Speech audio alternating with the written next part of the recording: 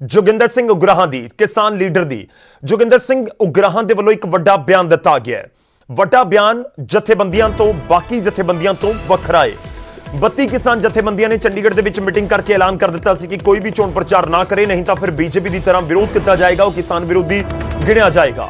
पर इस सब दे विचाले जोगिंदर सिंह उग्राहां ने एक वड्डा बयान दिता है। उन्होंने कहा कि सिर्फ बीजेपी का ही विरोध होना चाहिए। तो उन्होंने स्टैंड क्लीयर है कि असं सिर्फ बीजेपी का विरोध करांगे, घिराओ करांगे, होर किसी का नहीं। ते नाल ही जोगिंदर सिंह उग्राहां ने अपनी जथेबंदी नूं बाकी दी 32 जथेबंदियां तो वख भी दस दिता ते कहा कि असीं सियासतदानां नूं बुलाउण दे हक दे विच नहीं हां।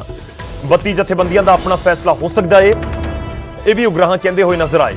तो पूरा मामला की है तुहानूं भी समझाउण दी कोशिश करदे हां। गलबात कीती है साडे सहयोगी ने, वो भी तुहानूं सुणावांगे। दरअसल 32 किसान जथेबंदियां दे आगूआं ने चंडीगढ़ दे विच सियासी पार्टियां नूं सद्दिया सी, जिस दे विच कांग्रेस पहुंची, बीजेपी नूं नहीं सद्दिया गया सी। कांग्रेस, अकाली दल, आम आदमी पार्टी, अकाली दल संयुक्त, बीएसपी ते होर जिहड़ियां पार्टियां ने वो भी उत्थे पहुंचियां सी। एक एक करके सब दे नाल गलबात हुई ते उस तो बाद किसानां दे वल्लों ऐलान किया गया, बलबीर सिंह राजेवाल दे वल्लों ऐलान किया गया कि पंजाब दे विच चोण प्रचार ना करन सियासी पार्टियां ते इस नूं होल्ड दे उत्ते रखिया जावे चोण प्रचार नूं।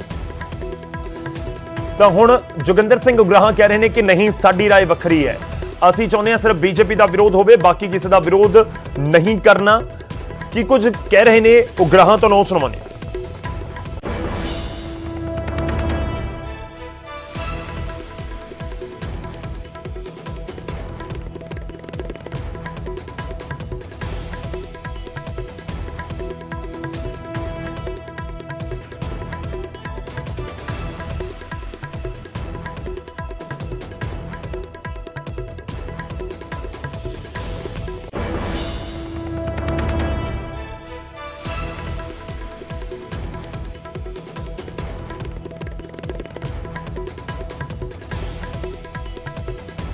ਉਗਰਾਹਾਂ ਸਾਹਿਬ ਨਿਊਜ਼ 18 ਪੰਜਾਬ ਤੇ ਗੱਲ ਕਰ ਰਹੇ ਹੋ ਤੁਸੀਂ? हाँ जी।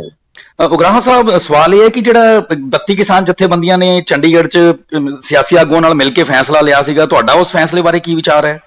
ਅਸੀਂ ਤਾਂ ਬਹੁਤ ਸਪਸ਼ਟ ਕਰ ਚੁੱਕੇ ਹਾਂ ਵੀ ਅਸੀਂ ਤਾਂ ਬੀਜੇਪੀ ਤੋਂ ਬਗੈਰ ਹੋਰ ਕਿਸੇ ਨੂੰ ਨਹੀਂ ਕਿਹਾ।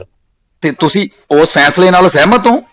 ਉਹ ਫੈਸਲਾ ਯਾਰ ਉਹਨਾਂ ਦਾ, ਅਸੀਂ ਸਹਿਮਤੀ ਦਾ ਸਾਡਾ ਉਹਦੇ ਨਾਲ ਕੀ ਸਵਾਲ ਹੈ?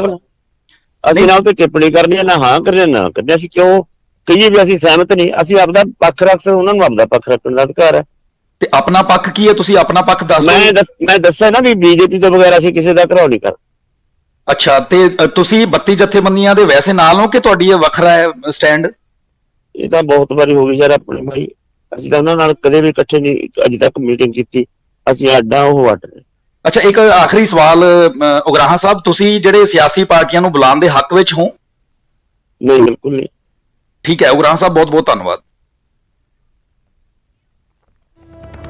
तो जोगिंदर सिंह उग्राहां कहते हुए नजर आ रहे हैं कि असी सियासी पार्टियां बुलाने के हक दे विच नहीं, तो इस दे नाल कि उन्होंने यह भी दावा किया कि असी वखरी राय रखते हैं कि असी बीजेपी का घिराव करांगे, बाकी किसी का नहीं। यह भी इससे दसना योग है कि उग्राहां जथेबंदी पंजाब च सब तो वड्डी जथेबंदी आ कही है कि जिन्हां दे नाल किसान बहुत जुड़े हुए हैं, सब तो ज़्यादा जुड़े हुए हैं और मालवे दे विच चंगा आधार है इस जथेबंदी का, यह कहा जाता है। रुक करते हैं साडे सहयोगी विनेश कटारिया इस समय फोन लाइन ते साडे नाल ने। विनेश, तुसीं गलबात कीती है जोगिंदर सिंह उग्राहां दे नाल, इस पूरी गलबात दा निचोड़ की कढिया जावे कि जथेबंदी उग्राहां बीजेपी नूं छड्ड के जेकर कोई रैली करदी है जथेबंदी या कोई सियासी पार्टी या कोई होर प्रोग्राम रोड शो लिखिया जाता है, तो उग्राहां दे वर्कर या किसान उस रैली या फिर किसी भी तरह के प्रचार का विरोध नहीं करनगे, यही मतलब कढिया जावे? जी गौरव, बिल्कुल। एक्चुअली गौरव, इस तो पहले जो उग्राहां नाल ऑफ द रिकॉर्ड मेरी गल होगा तो हुई थी, उदों उन्होंने यही कहा सीगा भी साडा स्टैंड शुरू तो यही रहा है कि सिर्फ बीजेपी का विरोध होवे। हालांकि उन्होंने स्पष्ट किया कि बाकी पार्टियां भी भावें दुधियां धोतियां नहीं, पर फिर भी जिहड़ा बीजेपी मुख पार्टी इस वेले सत्ता च है, जिहड़ी यूनियन गवर्नमेंट है, तो इस करके बीजेपी का ही विरोध किया जाए। तो नाल ही नाल उग्राहां वालों यह कहना कि असीं 32 जथेबंदियां तो अलग हाँ, ਤੇ ਸ਼ੁਰੂ ਤੋਂ ਹੀ ਸਾਡੀ ਜਿਹੜੀ ਸਟ੍ਰੈਟਜੀ ਹੈ ਉਹਨਾਂ ਦੇ ਮੁਕਾਬਲੇ ਅਲੱਗ ਰਹੀ ਹੈ, ਜਿਹੜੀ ਸੋਚ ਹੈ ਉਹਨਾਂ ਦੇ ਮੁਕਾਬਲੇ ਅਲੱਗ ਰਹੀ ਹੈ। ਕਿਤੇ ਨਾ ਕਿਤੇ ਉਹ ਐਸਕੇਐਮ ਤੇ ਜਿਹੜਾ 32 ਜਥੇਬੰਦੀਆਂ ਵੱਲੋਂ ਉਸ ਦਿਨ ਚੰਡੀਗੜ੍ਹ 'ਚ ਮੀਟਿੰਗ ਕਰਕੇ ਫੈਸਲਾ ਲਿਆ ਗਿਆ, ਉਸ ਤੇ ਕਿਤੇ ਨਾ ਕਿਤੇ ਜਿਹੜੇ ਵੱਖਰੇ ਸਵਾਲ ਤਾਂ ਉਹ ਖੜੇ ਕਰਦਾ ਹੀ ਹੈ ਗੌਰਵ ਜੀ। ਤੇ ਇਸ ਦੇ ਉੱਤੇ ਕਿਸੇ ਹੋਰ ਜਥੇਬੰਦੀ ਦੇ ਆਗੂ ਨਾਲ ਗੱਲ ਹੋਈ? ਕਿਉਂਕਿ ਇਹ ਤਾਂ ਫਿਰ ਇੱਕ ਵੱਖਰੀ ਸਥਿਤੀ ਬਣ ਜਾਏਗੀ ਕਿ ਹੁਣ ਬਾਕੀ ਸਿਆਸੀ ਪਾਰਟੀਆਂ ਉਗਰਾਹਾਂ ਦੀਆਂ ਮੰਨਣ ਜਾਂ ਫਿਰ 32 ਜਥੇਬੰਦੀਆਂ ਦੀ ਮੰਨਣ।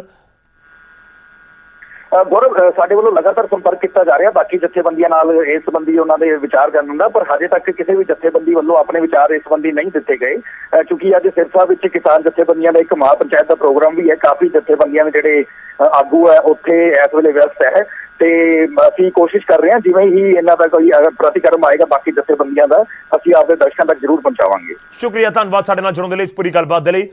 ਤਾਂ ਜੋਗਿੰਦਰ ਸਿੰਘ ਉਗਰਾਹਾਂ ਦੀ ਸਟੇਟਮੈਂਟ ਲਾਜ਼ਮੀ ਤੌਰ ਤੇ ਬਹੁਤ ਅਹਿਮ ਹੋ ਜਾਂਦੀ ਹੈ, ਕਿਉਂਕਿ ਇੱਕ ਦਿਨ ਪਹਿਲਾਂ ਹੀ ਜਿਹੜੀ ਚੰਡੀਗੜ੍ਹ ਦੇ ਵਿੱਚ ਮੁਲਾਕਾਤ ਹੋਈ ਸੀ ਉੱਥੇ ਸਾਰੀਆਂ ਜਥੇਬੰਦੀਆਂ 32 ਜਥੇਬੰਦੀਆਂ ਜਿਹੜੀਆਂ ਸੰਯੁਕਤ ਕਿਸਾਨ ਮੋਰਚੇ ਦੀਆਂ ਉਹ ਪਹੁੰਚੀਆਂ ਹੋਈਆਂ ਸੀ। ਹਾਲਾਂਕਿ ਖੇਤੀ ਕਾਨੂੰਨਾਂ ਦੇ ਖਿਲਾਫ ਮੋਰਚਾ BKU ਉਗਰਾਹਾਂ ਦੇ ਵੱਲੋਂ ਵੀ ਖੋਲ੍ਹਿਆ ਗਿਆ ਹੈ ਤੇ ਟਿੱਕਰੀ ਬਾਰਡਰ ਦੇ ਉੱਤੇ ਖਾਸ ਤੌਰ ਤੇ ਕਿਹਾ ਜਾਂਦਾ ਕਿ ਵੱਡੀ ਤਾਦਾਦ ਦੇ ਵਿੱਚ ਜੋਗਿੰਦਰ ਸਿੰਘ ਉਗਰਾਹਾਂ ਦੀ ਜਥੇਬੰਦੀ ਦੇ ਨੁਮਾਇੰਦੇ ਹੀ ਬੈਠੇ ਨੇ। ਪੰਜਾਬ ਦੀ ਸਭ ਤੋਂ ਵੱਡੀ ਜਥੇਬੰਦੀ ਕਹੀ ਜਾਂਦੀ ਹੈ ਤੇ ਇਸ ਵਿਚਾਲੇ ਹੁਣ ਸਵਾਲ ਇਹੀ ਹੈ ਕਿ ਜੋਗਿੰਦਰ ਸਿੰਘ ਉਗਰਾਹਾਂ ਦੇ ਵੱਲੋਂ ਇਹ ਐਲਾਨ ਕਿ ਹੁਣ ਬਾਕੀ ਜਿਹੜੀਆਂ ਜਥੇਬੰਦੀਆਂ ਨੇ, ਕਿਸਾਨ ਲੀਡਰ ਨੇ, ਉਹਨਾਂ ਨੂੰ ਆਪਣੇ ਫੈਸਲੇ ਦੇ ਉੱਤੇ ਮੁੜ ਵਿਚਾਰ ਕਰਨ ਦੇ ਲਈ ਮਜਬੂਰ ਕਰੇਗਾ ਉਗਰਾਹਾਂ ਦਾ ਬਿਆਨ ਜਾਂ ਨਹੀਂ।